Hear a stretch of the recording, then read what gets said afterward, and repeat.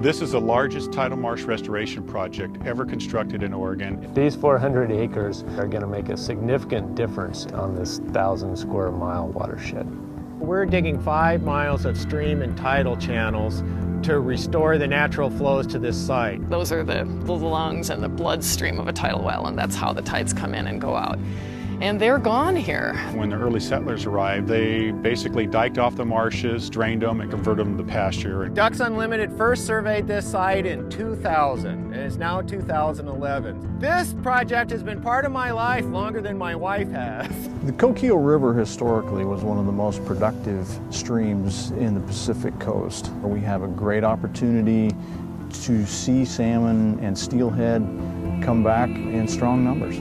There will be instantaneous value to fish and wildlife. There's been shorebirds circling around on the mudflats here. It's almost as if to say, come on, hurry up, we're ready for some new habitat. We're going to almost double the habitat, and that makes more food for those little fish to pack on weight. To be able to come back out on this landscape where we know people have fished for thousands of years and be able to make that happen again would be a special thing. So much fish was caught right here at the refuge in the past, and we see testimony to that in all the archaeological fishing weirs. People simply knew that by guiding fish into traps on outgoing tides, they could make a living on a daily basis throughout the year. Right now, there's not much growing out here that would really serve very well for making, say, a basket or a fishing weir, but over the next 5, 10, 15 years, those plants are going to come back. There's 4,000 years of human history at the mouth of the river. These represent Indian lives and the lives of Coquille people from the beginning of time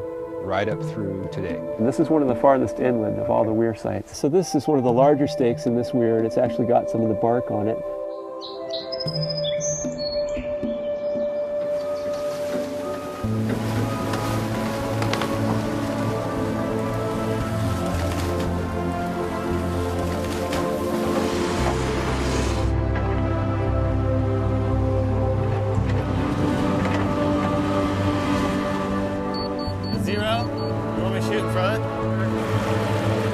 We just opened a dike here, and these are our first flows coming through. Nice, cool marine waters coming up the Coquille River estuary. So the tide is coming back on this site for the first time in about 100 years.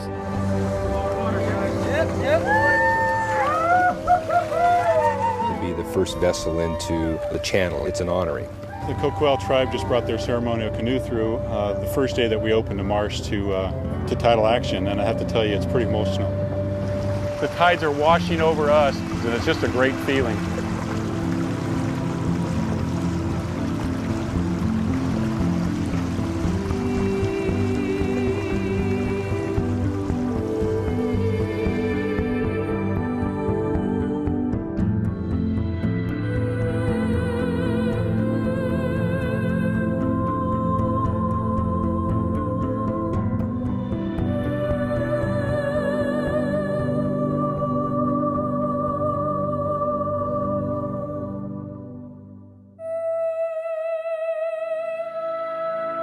This is our passion, is to restore this natural habitat in this wetland.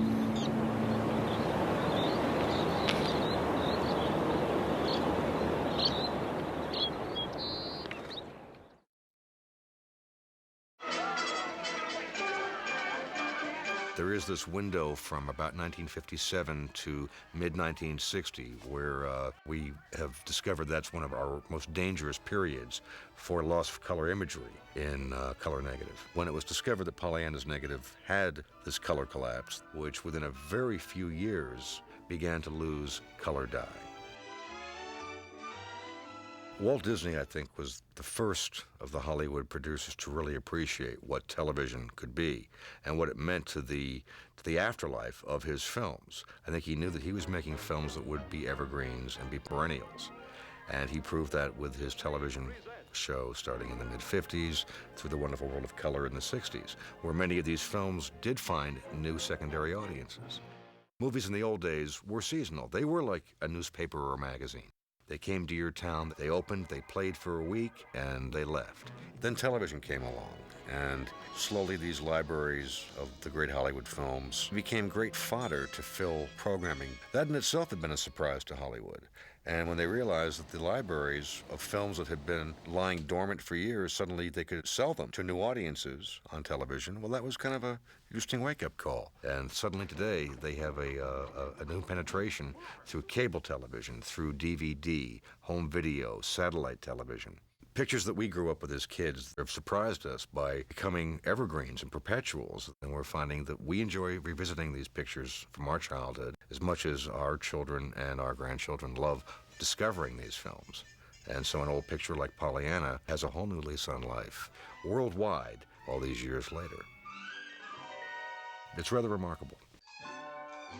When movies that were shot on motion picture film have to be broadcast or put onto video, they have to be transferred to that medium, and there's an interface called a telecine, which is a machine that reads the film like a scanner. A little bit of work has to be done to clean them up, usually going back to your best original elements and reprinting, refurbishing, cleaning them. And with the advent of today's sophisticated film-to-tape machines, we're finding that if you can restore a film from its original elements, both picture and sound, can look as fresh, often better than a film that was just made last month. When I came to the studio in 1991, we were in the middle of a preservation and restoration program to prepare the bulk of the Disney films and shorts for the first big wave of home video. Pollyanna was one of the first films I worked on, and that's when it was discovered that there had been severe fading of the negative. And before we go into that, we should talk about how film imaging is made.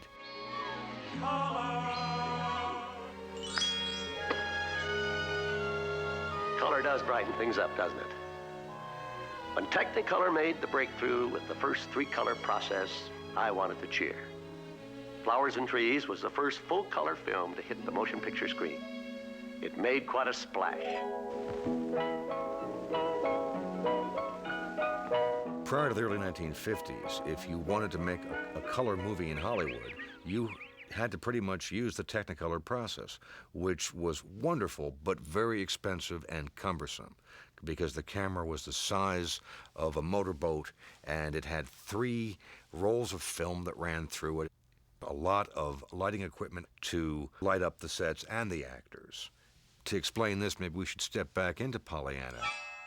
There's a wonderful moment where Mr. Prendergast shows Jimmy Bean how the prisms work. You see the shape of this crystal? That is a prism. The light is stripped by that angle, that refracts the ray, splits the colors, diffuses them at an oblique angle, and bends it out into a dispersed color band. You understand?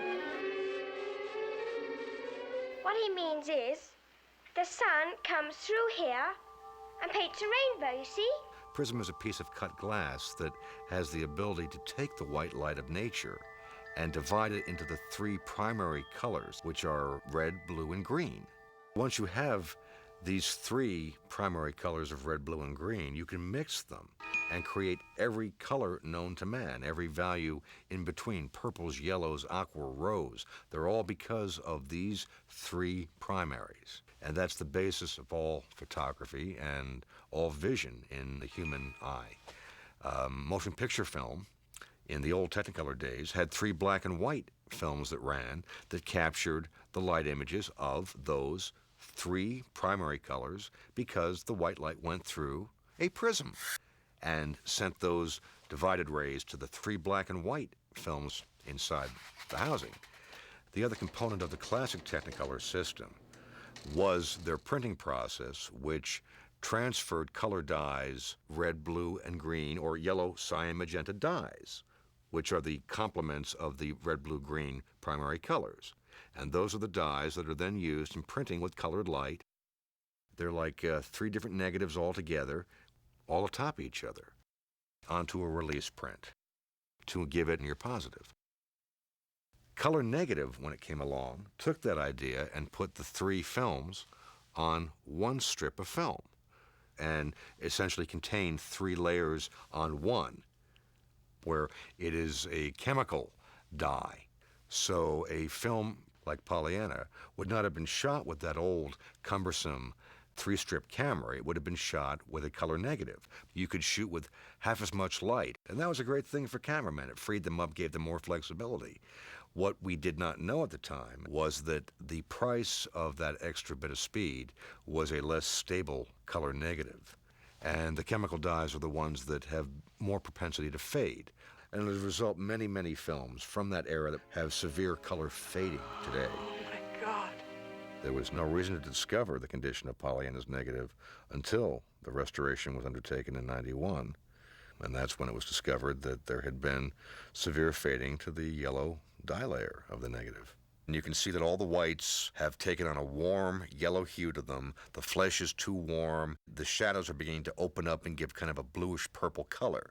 And there's no way you can conventionally print this and offset those color losses. One thing that Disney's always done to protect these negatives would be to make silver separation protection masters when the films were new. Through a process of separating out those three layers photographically to printing matrices. This means you print through a color filter a record of each of the three primary colors for the full length of the film. These are the separation masters, and these do not fade like the dyes of the original negative or prints. So in theory, these materials will survive 200-300 years even, and will yield a color that is very similar to the original. Not bad, is it? It's not bad at all. When we go about retrieving the color from the separation masters, you go from the blue master and retrieve back from that with a blue filter, and you retrieve back from the green master with a green filter, and you retrieve back from the red master through a red filter to a new piece of color negative that reproduces the color as it was originally intended. And so when it was discovered that polyanthus negative had this color collapse, that's indeed what we did, was to pull up the 1960 separation masters, and that's when we discovered yet another fly in the ointment. The masters were printed back, and some very strange things happened. Haley Mills' blue eyes were now exorcist green. Her black patent leather shoes had a mossy green tinge to them. Lipstick turned orange, and people's faces were sort of yellow. And some very odd things happened to those yellow gift boxes when they paraded them out to the car. It was quite obvious something was wrong. There was one reel where we didn't have a green record or magenta master. We only had 2 blue records and 1 red record. The reason for this apparently was that somebody forgot to change the filter and thought they were shooting a green record and actually ended up shooting 2 blue records. We tried something very unorthodox.